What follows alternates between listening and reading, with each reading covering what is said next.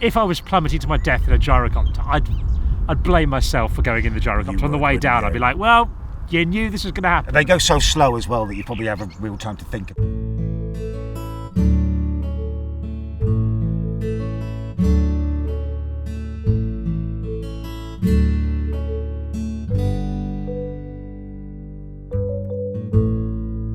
Good day everyone, it is walking day once more, and today we are walking with one of the most requested walkies on the channel, the legendary Callum's Corner. Callum, how are you doing? Hey up, I'm good, thank you Robbie. Thank you for inviting me along, looking forward to this. Thank you. Let's go and have a walk over what I think it might be called a ridge. A ridge, yeah, you are correct. Yeah, alright, let's do it. See what lies beyond.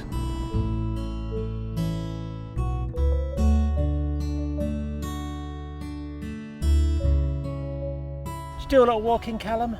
I do an awful lot of walking, Robbie. Yeah, I don't drive, so I'm always stomping around.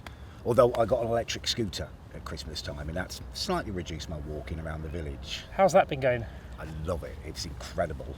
Because you can get those now that you can just pick up in towns, can't you? And yeah, you can rent them and stuff. I've got my own one, but yeah. What made you go electric rather than just pure human power? Pure human power. I just wanted something that was a bit fun. You know what I mean? Like, I really enjoy it. Out like this, a walk is a lovely thing, but when you're going to get a pint of milk or you need something, I wanted speed. I can't ride a bike. You can't ride a bike? No, I learned as a kid, and then I didn't have a bike for years.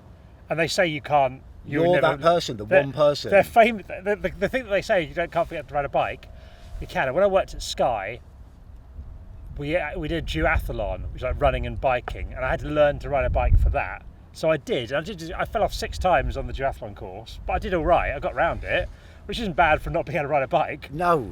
But then I tried again recently. I'd forgotten again, so I forgot to ride a bike twice. I think I've just probably not done it enough to nail it in. Full muscle memory to kick in. Yeah, but I like the idea of riding a bike and going around places and exploring, because I quite like going running, so you can look, or walking, so you can go around and see places. But my worry is, I don't know where I can learn to ride a bike as an adult. Yeah, I see what you mean. Because I've not got someone to push me along, and I can't just go straight out on the roads or I'll be killed. You would die, yeah.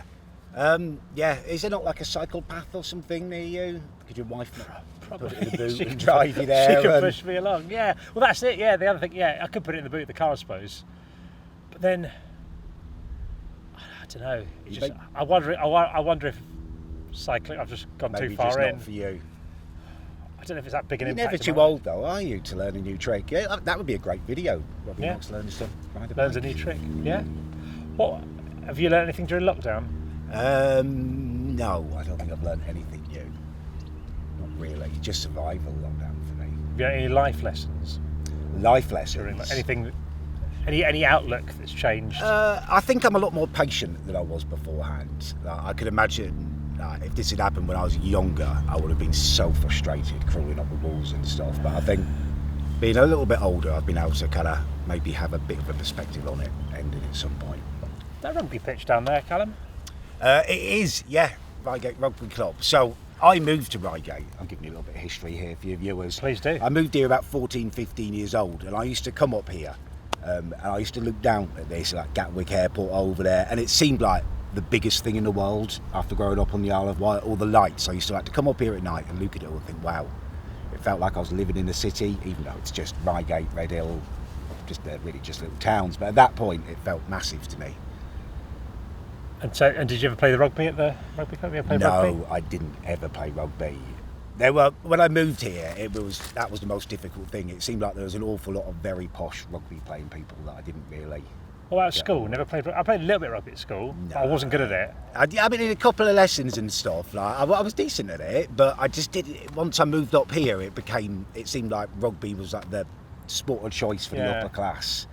Yeah, I was quite sporty, and I could run around and do things. Like at school, I represented my house in pretty much every sport apart from swimming and cycling. Cycling, yeah.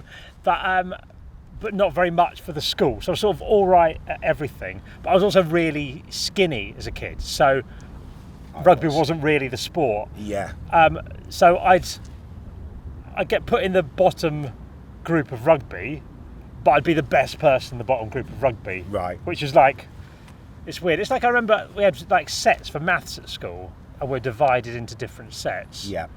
And I was in the middle set for maths, I was. but I came top of that, so I got a prize. Like a prize giving at school, they gave out like a prize, and I got it because I was top of that thing. But I wasn't the best at maths. You were the best. I was like of the rest. 31st at best at maths. So if you're the number 1 or 31st or 61st, I guess, Yeah, you got a prize. but Seems nothing in between. Nothing in the middle. What were you like at school? What was I like? What, in terms of lessons and stuff? Everything, yeah. I Personal, was yeah. alright. I did alright at school, yeah. I got in a fair bit of trouble. I was always very cheeky with the team. I was always on report. I always used to forget stuff. Like, I'm never very good at doing my homework and stuff. But I wasn't like naughty, you know what I mean? I wasn't someone who'd kind of get in loads of fights or anything like that. Did you have fights? Only a couple. How'd you get on? I think won both of them, but they were very short. Because you won so convincingly. I was quite Knockouts. careful about who I picked. Yeah. Picked to fight. Never had a fight, apart from like with my brother growing up a bit. But then that's like just sort of a little bit of that, isn't it? It's not like proper fights. Don't think I'd be very good at it. Yeah, it never really escalated. Did very rarely would escalate into a fight. I remember from school. I remember like physical confrontations where it like almost would. I remember slapping people. That was a big thing in my school. Slap them or they'd slap you. Was that like? Because there was that advert, wasn't there? There's like a The tango. tango, yeah, that was a Is that what massive kicked it thing. off? I think it was actually, yeah. Yeah. You're trying to give people that red tango face. It really, if you could slap really hard in a playground on a winter's morning. It sounds really romantic, doesn't it? It On a winter's wasn't. morning, It slapping wasn't. a child around the face. Burning the ear, that was the worst bit. Hot ear afterwards. Never get as cold as an adult as I did as a kid. No. Because like, when you go out and you play sports or something and it'd be freezing. Like now, I just wouldn't do it. Or Well, you dress appropriately yeah. now. You put on like tracksuit bottoms, maybe a jumper or something. Yeah. Back then it was like, you put your shorts on, you got your t-shirt, now stand there for an hour and a half. I remember just being so cold. So And they're always cold. like playing fields like on the top of hills. Yeah, mine was right on the top of a hill. Right on the top. Absolute nonsense. Play any sports now? Well, we're both playing in Clash of the Creators, aren't we? We are, yeah. What team are you on? I think I'm red team, which we were initially going to be on the same team. Were I we? think. Yeah, I'm but on then white. loads more people have joined now. Yeah. It's good. Are you looking forward to it? I'm nervous and I'm looking forward to it. It's been a long time since I played football. I played football once. 11-a-side football I played once in the last 10 years, I reckon. Yeah. That was at Stamford Bridge, and I scored. Oh well. Okay. So that makes it sound better than it was. I mean, it wasn't against great opposition. But yeah, I played 5-a-side twice in that time in my village. There was like a sort of vets 5-a-side team. Yeah. First time, absolutely fine. Second time, tore my calf muscle within a minute. And then I thought, I'm just gonna, and it was really demeaning because I was sitting at the end, and at the end, the man just came over and gave me my £5 subs back. I was like, thank you. I just sat there hobbling off. Walk off quietly. Because I'd also got a lift from someone as well, so then I had to sit there injured on the side. Oh really? Just watch. Watch, just wasn't my fight, mate. I haven't been back. Yeah. Yeah, it's been a long time since I've played. I'm a goalkeeper. I And used to be. Did you? Fun fact, when I was at Sky, we had a soccer end team. We played in the first game at Wembley. And because when they open up, new Wembley, not the original Wembley. Yeah. Because when you open up a stadium, you can't just have the FA Cup final, it turns out. You have to have ramp-up events where you test it with Okay, different starting with audiences. small and Yeah, right so they had like, the first time when they opened it to the public, we played a team. So I'm the first goalkeeper to win a trophy at the new Wembley Stadium. That's amazing. I know. That's amazing. Thank you. They've got a video of it somewhere. I need to find it. Yeah, Get you a should. YouTube video out of that, Yeah, can't absolutely. I? Yeah. I think I'd like to take up a new sport. What are you thinking? But not like that's something I've never done before, but something like tennis I think would be quite a good sport at my age. Yeah. Because what I find is that everyone I know is about the same level at tennis. Okay. Like no one's particularly good at tennis in my social group, and everyone can hit the ball. Yeah. So like whenever I'll play like maybe one game of tennis a year against someone when it's sunny. I go, I should play tennis. Wimbledon's been on, and then you forget tennis exists. I used to do that. Yeah. But I think, and then they're always quite close. Like I might win, someone else might win, but there's always a few games in it. You're never getting smashed. Yeah. So, but I reckon I could. I'm moving house soon. Moving to Norwich. I reckon I could I could join a tennis club, not start a tennis club, that's too extravagant. I could join a tennis club, and it'd be a nice way to meet people. And Yeah. it feels like a sport you could do at any age. It feels like a lot of people in tennis clubs are probably older than me as well. Yeah. And there's not many places in life now where I I'm know not exactly what you older. mean. There's a bowls club round the corner for me. I'm quite tempted by trying, maybe for some videos, like some sports that are for older people, like bowls and Come stuff. down and play. Yeah? Do it. Yeah. I reckon I might be all right bowls. Not because I've ever I played feel it. like I might be as well. My granddad in Scotland, I remember he had loads of bowls trophies on the mantelpiece. Yeah. So I reckon I might have the genetics. My grandma's the same. Got a picture of her doing the Usain Bolt pose with a bowling trophy. Yeah, I reckon. I've always wanted to do curling. Yeah, I have. And I want to do the little brushing in front Yeah, of them. Not just but to it throw turns out there's not... Like in Scotland, you can go and do curling. Not many places in England you can do curling, No. turns out. So bowls is like the more accessible more realistic. curling. Yeah. Yeah. Oh, well, let's do that then, definitely. We can have like a battle. A battle, yeah. Maybe it can be the new thing, like YouTube boxing, YouTube bowls. YouTube bowls. I wish they'd do YouTube cricket. That was the sport that I was probably best at. Was it? Yeah, I could bowl really fast. I can't throw. I'm sounding like I'm lacking the basic motor skills of a human, but no one ever taught me Did how they not? to not really, so I don't really know. I don't know how, like when I throw it, it just doesn't go as far as everyone else. So I think there's something intrinsically wrong in my technique. Okay. I was obsessed with throwing when I was younger. I remember walking round the playing field and just practicing my bowling action. Yeah. Just Because like without a in bowl. goal, I can get decent distance on an overhand one of those. Yeah. But the actual throwing of a cricket ball, where there's more joints and stuff, I don't know what I'm doing wrong. I don't know if I'm too like.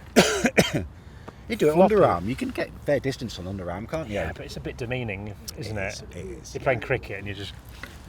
Yeah. It's like when you're a kid and you bowl underarm because you can't do it properly, or if you serve underarm at tennis. Do you remember that Fast Show sketch? Did you watch the Fast Show back in the day? Do you Yeah. remember him, the competitive dad? Yeah. Bowl underarm, Yeah. smashing it for six. Yeah. I find with my kids, that it's a real dilemma whether or not to try and win or whether Win or not. I mean, I do, because you don't want to give them an unrealistic expectation, but I make it closer than it is. And actually, I'll make the sports, I say sports, we don't normally play traditional sports, but I'll make them more difficult, so it's a fair battle. Like we've got a basketball hoop on the trampoline, and I'll play a game where they're allowed to stand up, I have to lie down. Yeah. So then it becomes a bit more even. Yeah, well, I've got a lot of nieces and nephews, and I'm quite big on the kind of tough love. Yeah. I don't really let them win until the very, very end, just to give them something to kind of. So do you mean you'll play multiple games, win a few, and then let them win one? Yeah, I'll absolutely smash them just to show them, I can dominate them, and then at the end I'll pretend I'm tired or I've tripped over and let them get that little bit of hope. Drives them, I think, keeps them hungry. That's good, isn't it? I like the spirit crushing. Yeah. Early on. Do you think that's the best way around to do it, or is it best to give them an early easy win and then crush their spirits? No, I like it my way. I think it's the carrot's got to be, the reward at the end, isn't it? Yeah. Too much. You can't hit it with a carrot, I suppose. Not nowadays, no. No. Madness gone mad, isn't it? Big Victorian punishment, wasn't it? Carrot hitting. Yeah, I can imagine. Much better being a kid now than it was in the olden days, I think. I think you've got a lot more. In terms of I mean, like in terms of everyday life, definitely. You're not up a chimney, you've got a chance to survive in childbirth and stuff. Yeah. It must be hard though being a kid now with social media. I do think that is like a massive thing. I don't know how. I can't imagine what that would have been like at school. No, I can't. Not turning it off, going home and it just carrying on, like seeing all that in a group chat. You've had a bad day. Like being, like at least bullying in the old days could be left at school, couldn't it? And I guess now it can carry on. Yeah, I do feel kids now are a lot better than we were. Like they seem to be a lot more switched on at stuff. I feel hammer sort of Generation Z or young people all the time, or I guess millennials, they used to hammer a lot of things, but it does feel that they're better than we were. They seem to care a lot about stuff more than we did. They definitely care more than we did. Yeah. Oh, well done, kids. Well done, yeah. Should we carry on walking? Yeah, let's go. Thanks for the coffee, by the way. No, you're welcome, mate.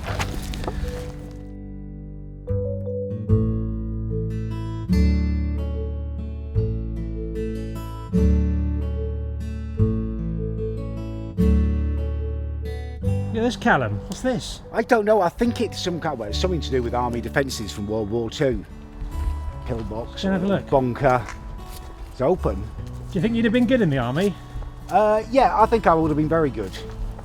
Although they would have needed bigger doorways than this for me to fit through. Oh, look, it goes right down. Look at that.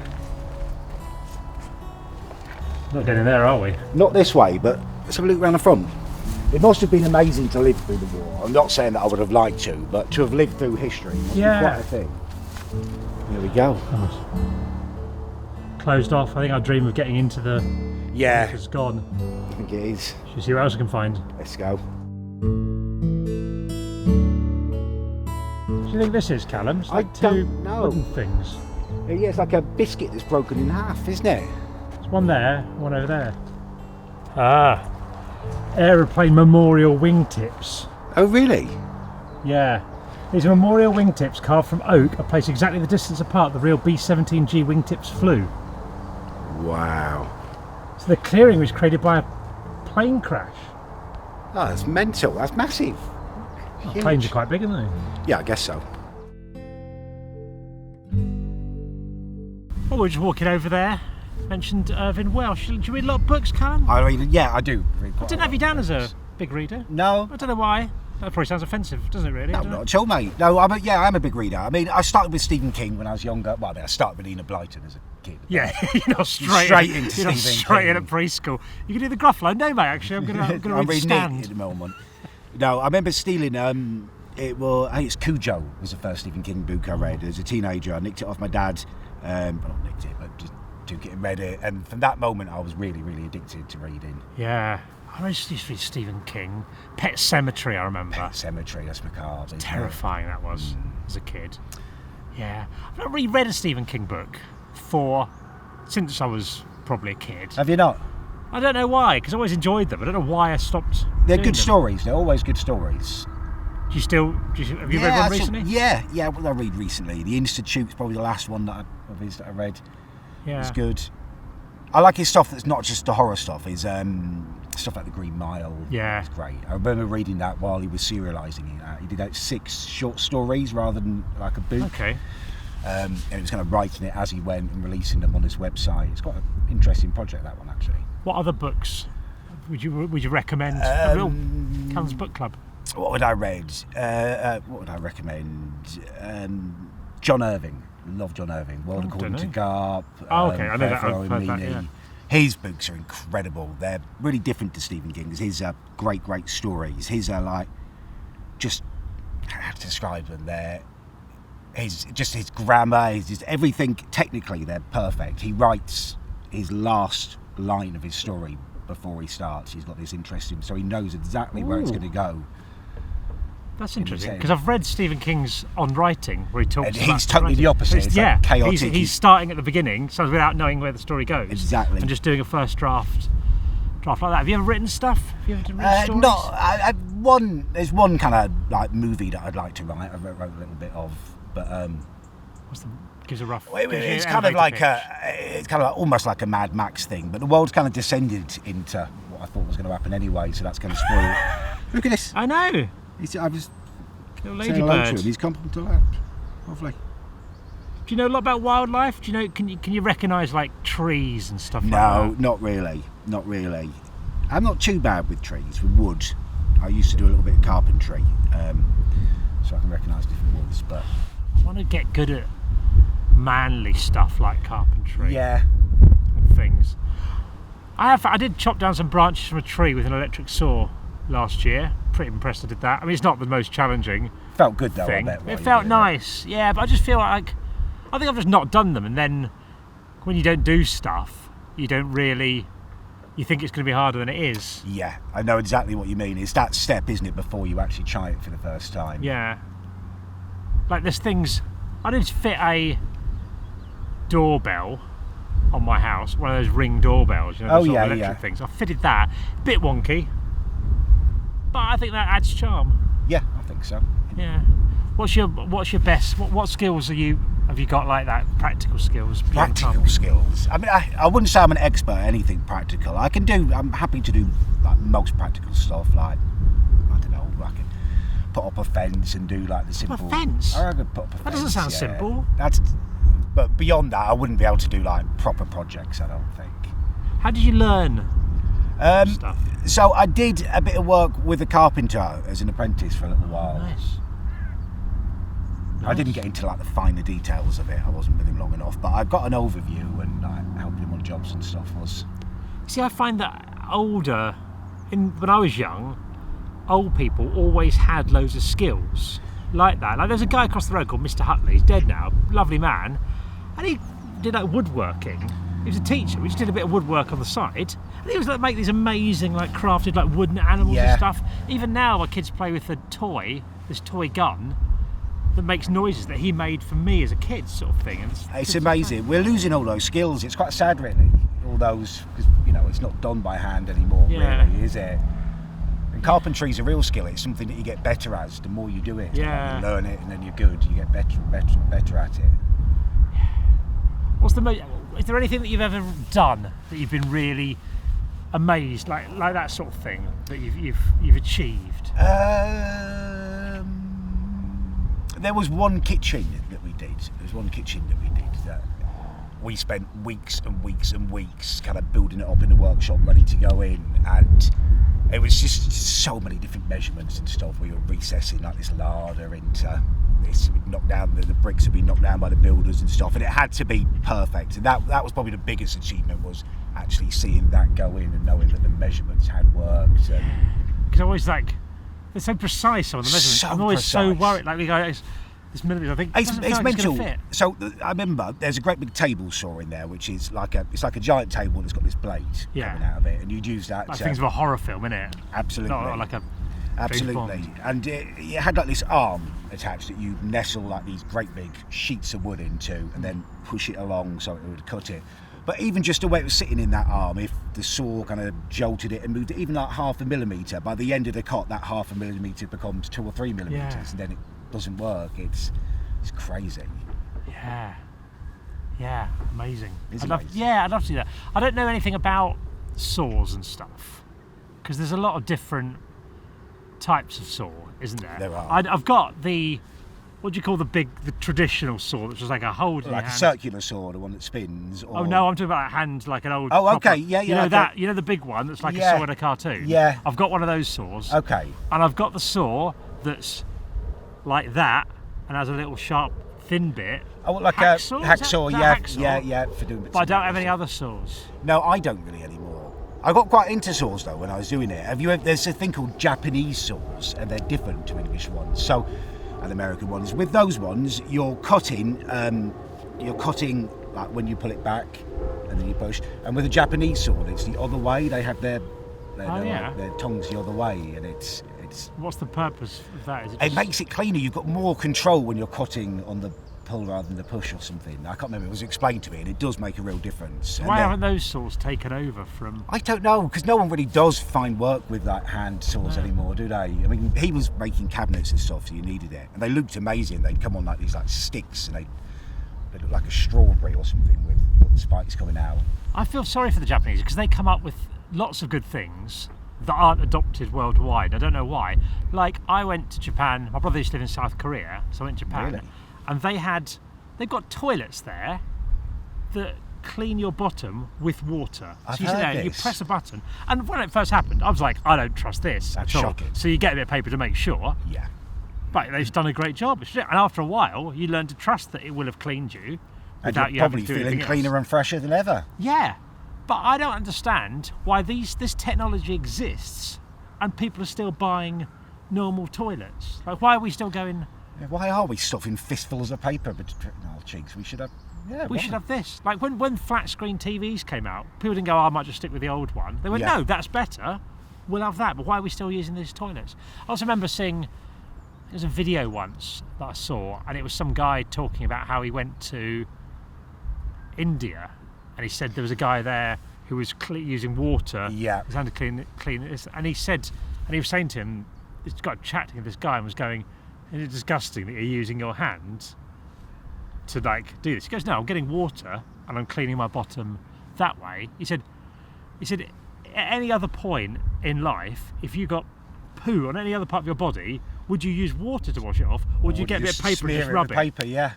And then that was like, my mind's blown there, because We're wrong. We are wrong, aren't we? Yeah. Bidets aren't really a thing in England either, are they? Like in Europe, they are. Yeah, they are. But this is like the bidet in the toilet. Yeah, I mean that's the dream, isn't it? I think when you go on a holiday and you have bidets, like if you go to the Mediterranean, because I remember as a kid, I've never understood when you're supposed to use it. Yeah. Is it instead of the paper?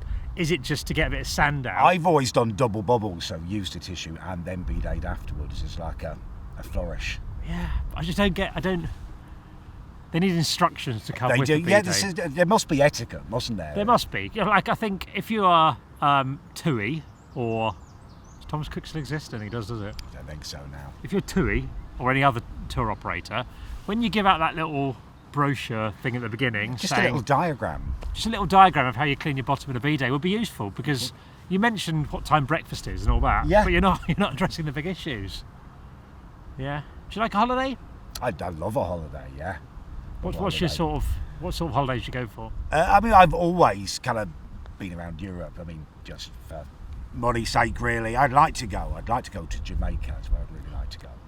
But beach holidays, is that your thing? Beach. I like beach holidays. I love an aqua park. I love an aqua park. Oh yeah. They're just the best. I like the lazy rivers where you sit on and you go round. You've got the whole view. Yeah. It's just brilliant. Occasionally you get a water slide that hurts. Yeah. Like I've been on once before where you've gone down on a thing, but my arm just got caught on this, yeah. and it's just you think you're all right. You get in the ball, and go, why does my arm hurt? And there's no skin on your arm. Yeah. I went on one in, I think it was France. I think it was Nice. I was in, and you had to wear like a helmet, a foam helmet, and you had to cross your legs because it went so fast. Wow. And it fired. I came out and I was like a skimming stone, like 4 or 5 bounces across this pool.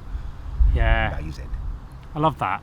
I find quite often I'll go to a water park slightly off season and it'd be a bit cold. Yeah. But once you get involved, it's fine. It's It's only the bit if you've got a queue and you're going up high and the wind's getting you. That's the downside. I don't really like a beach holiday. You don't? I do for a bit, because I always think, we're talking about books, I always think, oh, this is going to be great, I'm going to do so much reading. And then I'll read for like 3 hours, and I'm like, I'm a bit bored of reading Ready now. to do something else now. Yeah. And then the beach bit's fine, but I want more. Like, so Okay. Barcelona, great city, Sure. beach, and stuff to do, Yeah. and all that. And what I should do is I'll go on a beach holiday, and then within about 2 days, I'm like, we need to hire a car now, or I'm going to go mental. Yeah. Yeah. Have you ever done any other activity sort of holidays? I went when I was a kid, I went whitewater rafting. Yeah, Duke of Edinburgh. We did stuff like that. Did you? Duke of My Edinburgh. mum yeah. used to teach Duke of Edinburgh. Did she? Younger, yeah. Good Yeah. fact for you. Nice. It's big on the Isle of Wight, Duke of Edinburgh. What do you have to do for it? I don't really know anything about it. I don't remember an awful lot of it. I remember we went camping. I remember we did loads of activities, and there's bits where you have to help in the community. It was like a cross between a camping holiday and Scouts. Yeah. You see, I used to go to Scouts. Did you? I did Scouts, I think probably longer than I should, because I think my Scouts wasn't really a proper Scouts. We had this Scout leader who was a proper Scout leader, did this, and then our mate's dad started taking it. This guy called Tom Hall was a brilliant guy, but he was like, he didn't really care about it, and neither did we. And he was like, do you want to do Scout stuff, or do you want to just play football in the hall? We go, oh, we'll just play football in the hall. Yeah. It sounds much better. But at the beginning, when it turned up, he went, right, other Scout leader's gone. Who's done some badges that they haven't had yet? So we were like, yeah, I've just about finished my skiing badge, actually, Tom. So we all had this outrageous, you just go through the brochure and just pick out badges. And you go, yeah, I definitely did my abseiling badge. I definitely Most did a lot. decorated scout group in England. Yeah, so we look, but not just, no one had like the same badges. It was like we'd all gone off and done our own things.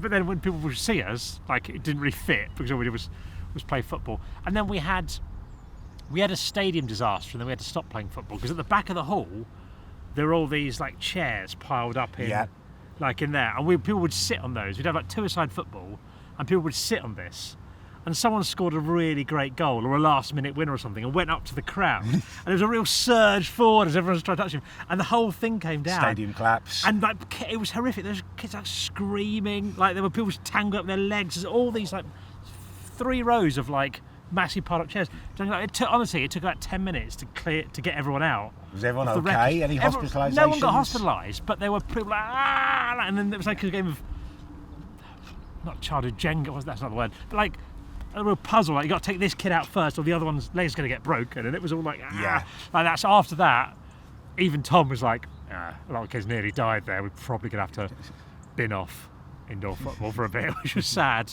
But, I mean, health and safety, innit? Yeah, health and safety. What do you think of health and safety? I don't pay too much attention, to be honest with you. It's definitely a bigger thing than it used to be. Yeah. Probably wise in some respects. Yeah, I think so. Because I was doing something with Blue Van Man the other day, and he was saying how much he dislikes health and safety. He goes, we got by fine in the past, didn't we, without health and safety? I was like, quite a lot of people used to die. Yeah. Quite a lot of people would die at work. Accidents and Yeah. stuff. Yeah. So, like, I remember some bloke, when I was like 16, I joined a football team, co-op football team in Sheerness, and there's a guy there who'd lost his 2 outside toes, like in some kind of industrial accident. Yeah. Sort of thing like that. Obviously, as kids, we were just going to him like, you should do free kicks so you could probably get a bit more curve on the ball without that sort of thing. We weren't being massively sympathetic, but I think he quite enjoyed it. But yeah, there were quite a lot of. I think health and safety is probably good. Yeah, I think there's definitely a middle ground, isn't there, where people don't go up chimneys and die as children and stuff, and expect to die at work. Yeah, a lot more kids used to work in jobs that we didn't want to do, didn't we? You used someone small, like a kid up there. Used to be the thing. Yeah, I used to use with my kids. I started with my daughter. I remember thought I'm going to use the threat of boarding school as a little thing. Okay. Because like that used to be a thing when I was younger. They said you get sent to boarding school if you don't. So I thought I might try that out, see how it feels. So I said, well, some children get sent off to boarding school. I didn't threaten my child to go to boarding school. You just mentioned. But I was like saying, and then they go to these places and then they don't see their parents for months, and they're off this like dorm rooms with like that. And she goes, "Are you saying there's a place where I can have a sleepover with my friends every night?" I was like, "You're missing the point. You're missing the point." She goes, "Can I go to boarding school?" I go, "Well, no, you wouldn't see us for like months." She goes, "I'll see you on the holidays." Oh, this has backfired massively. I thought this was going to be now you're looking at spending 30 grand a year on now private she's school saving fees. up like for private school. I'm like, no, you're absolutely not going to boarding school. And then I thought, well, I'll just turn the punishment round. If you don't behave, you're not going to boarding school. Is the better approach. Yeah. Was your school a good school? I went to loads of different schools. I went to one that wasn't a very good school. The teacher was really weird. She used to lock you in the cupboard if you were naughty, which is only the beginning of the weirdness. She had a mask made up in which she had her own hair sewn into it, and sometimes if you'd been especially naughty, she would come into the cupboard and scare you wearing the mask. She got sacked. She was a very, very strange lady. Wow. That was my primary school, so I moved from there. That's a primary school? That was my primary school, yeah. Love Lane in Cowes. What was this? Was there a character that went with the mask, or was it just? It was just her. She was just this scary thing with her own hair on the mask. She'd come in and kind of scream at you, and you'd just be really scared. And what sort of age would you have been at this time? So I was in class 3. So whatever age that is, it's about 7 or something. Probably, yeah. My parents pulled me out of there, and then I went to like a Catholic school because my next door neighbour went there, and he said it was really nice. It was there's non-head teacher and stuff, and that was amazing. Yeah. Best school I'd ever been to. Yeah. The convent was next door, and they had a farm on the convent. We had lambs there and stuff every spring, and nice. It's lovely. Yeah. I've never been to a Catholic school, but I remember going to a Catholic christening. A lot more intense than a non-Catholic Christian christening band. It went on a lot longer. Yeah. And it was Liverpool Man U was on the telly, and I was like, and it wasn't someone I knew. It was like my wife's friend. And I'm like, I didn't sign up for this. No. And we got together. I didn't know this was going to be part of the deal. Yeah. I don't know what to take from that, but yeah, they love their ceremonies and stuff. The Catholics. It was fine in primary school. Once I went up to middle school, it got a bit more tiresome. They pushed it a lot more. And then what was your big school like? Big school wasn't great on the Isle of Wight. It was a really rough school actually, which is weird because I moved up here and expected it to be rougher because you think the Isle of Wight's kind of like gentle stuff, but it was much better up here, much less kind of bullying and fighting and stuff. I found where I grew up in the Isle of Sheppey, it was quite rough. Like people would often like fight people a lot in the Yeah. street, and I just tried to avoid it. I wouldn't really go to Sheerness, which is like the capital of the Isle of Sheppey. Okay. I wouldn't really go out there very much, but whenever you did go out there, there'd always be someone saying something or trying to start some trouble, something like that. And I remember when I went up to Norwich to university, we went out, there was a group of us, and we were walking into town, and there was me and this girl from Newcastle, and as we were walking in, we were like looking around, and people were like going, what do you two keep looking at? And I was like, well, we're just checking that no one's going to attack us or anything like that. And then other people were like, why would someone attack you? We're like, well, when you go out, like someone trying to fight you. Yeah. And they go, no one tries to fight. Well, who tries to fight? We're going, and the girl from Newcastle was going, anyone. And I'm going, that doesn't happen everywhere. I didn't realise. I presumed that was what always happened. Yeah, you do, don't you? Yeah. What you grow up with. Aeroplane. Little one. Yeah. Well, have you ever been in a small aeroplane? I haven't. Someone keeps trying to get me to go up in one though. One of my neighbours has got a small aeroplane on the Isle of Wight, like out of Sandown. Not tempted? I don't know. I've always thought, if I was like maybe going out somewhere exciting in Africa or something where you could only get to by small airplane, that'd be guess. But I don't know. It seems like it's just asking for trouble. My friend Paul's got a gyroscope. Is that the word? Gyrocopter. Is that where you got like a parachute and a thing that? No, it's like a helicopter. Oh, like James Bond used in the one where he's over in Japan, like the tiny little helicopter. It's a helicopter, but it takes off like that. Yeah, I think I've seen them. Yeah. So he says, and I don't know, I think it might just be a shill for big gyrocopter, but he says it's like safer than a helicopter, because if you're in a helicopter and something goes wrong, you have to sort of turn it into a gyrocopter. Yeah. And sometimes you only got a couple of seconds to do this, to say that. Right. So that's what he says anyway. But he goes like to France. Really? In his gyrocopter. And he'll just like go, because he's done all his qualifications and that, and I think he said it costs like 80 grand or something for this gyrocopter. So he said he'll just go, I'm going to go have lunch in France, and you just go and you go and have to radio ahead and all this and tell them that you're going to land, but you just land somewhere, go to like a local restaurant for a bit of lunch and go back home. How good's that? That is nice. Yeah, I can see the attraction. He wants me to go in the gyrocopter. Does it? I wouldn't be sure about it. I don't know. It's like helicopters seem the way that most rich people die. Yeah, 100%. And I don't know enough about gyrocopters. You never hear about gyrocopter deaths, but to be honest, you never hear about gyrocopters. No, you don't, do you? So I need to do a bit more research into gyrocopter safety before I go in it. Because if I was plummeting to my death in a gyrocopter, I'd blame myself for going in the gyrocopter. On the way down, I'd be like, well, you knew this was going to happen. They go so slow as well that you probably have a real time to think about it. Yeah, you'd be aware it was happening, and you'd be like, what did I do this for? Yeah. You were quite happy on the land, and now you're in the sky and you're going to die. Tempted fate. Terrible. Let's carry on walking. Let's go.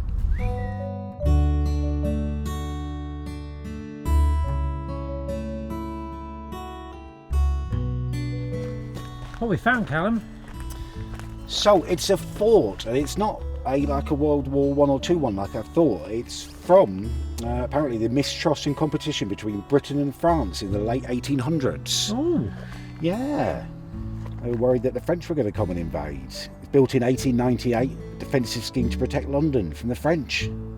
Wow. What if they took a different route? Oh, they've thought of it. Look, there's loads of them around. Yeah. They're all around. I guess they'd land at the south coast, wouldn't they, the French? That's where they're going to land and come up that way. If they went round the M25, it would have been harder, wouldn't it? It would have been, wouldn't it? Yeah. I never knew we lived in fear of the French. No, it's weird, isn't it? I mean, who does fear the French? That's a weird thing. But yeah, the fact that we were living just like 100 years ago or so, putting up forts thinking they might invade. Yeah. Look at this, there's a big metal gate. Yeah. It's proper solid, that is. Little door. Yeah. Exit. Do a bit of oil on the hinges. Electric fence down there. Do you think that's to stop the French as well? Yeah, maybe. Apparently there's cattle up here. I haven't seen any of them, although we've seen the poo, haven't we? We've seen the poo, yeah, but not the cattle here. What would be your tactic here if you're a French person attacking? If I was a Frenchman, I'd go round it. Yeah, I'd go round it. There's no point engaging, is there? No, just do it all. It'll take longer, but you won't get killed. So it's always worth that effort. There's a little squirrel running down there. Grey squirrel. We've got red squirrels in the Isle of Wight. They're the goodies, aren't they? They're the good ones, yeah. They're a bit more gentle and less rat-like, apparently. Aren't the grey ones like unnatural? They're like vermin. Here? Yeah. Vermin, yeah. They murder the red ones. when I lived in Canada, I used to see skunks around. Did you? Yeah, they'd stink. What, just all the time they stink? Well, they'd know, but when a skunk would go off, you could smell it all around the neighbourhoods. I never sort of had any on me or anything, but you could smell it around the door. And I guess they never wash after giving off that, do they? So they must permanently honk anyway. It's kind of a sort of, if when you go off as a skunk, you must be like, oh, God, I do that for a stink now. Yeah. Right, Callum, we've reached the end of our walk. Thank you very much for coming out strolling with me. Have you had a nice time? I've had a lovely time, Robbie. Thank you so much for inviting me. It's nice to show you around, see a little bit of the Reigate and stuff. Yeah, I've seen some lovely views. Did not know Reigate was so pretty from the air. No. Very nice. Know about the French either. That was a big one, wasn't it? We've learnt a lot today. Every day's a school day. Also, while we've been out here, we filmed a video for Callum's channel where we rate mints. Mint tier list. Mint tiers. That's going to be up later on today because not everyone uploads at 8 AM. So check that out later on today. Over to Callum's corner. Put a link down below. I'm holding the camera. That's what I've done with my head. Okay. Like that sort of thing. And go and subscribe to Callum if you've not already. Brilliant. Well, I'll drop you back at your hotel and you go about your day. Lovely. Wonderful. Thank you for watching, guys. Bye everyone, like and subscribe and all that. Back with another walk soon. Bye. I'm holding the camera so I can't walk off. Okay. Leaves you with a bit of a quandary now.